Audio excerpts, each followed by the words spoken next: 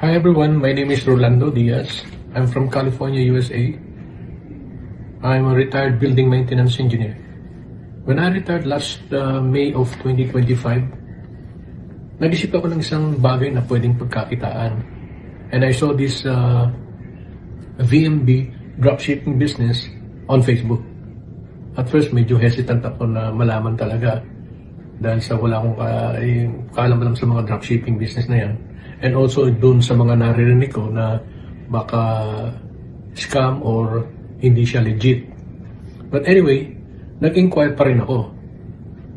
They explained to me the full process and how it works. So after these conversations, days, weeks goes by, na-realize ko rin na legit talaga sila dahil nga doon sa mga posting sa Facebook. So last month, December 2025, I officially joined the VMB dropshipping business.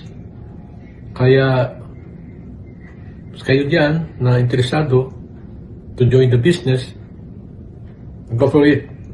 Legit ito. To start off your business this year and beyond. Thank you so much and thank you VMB.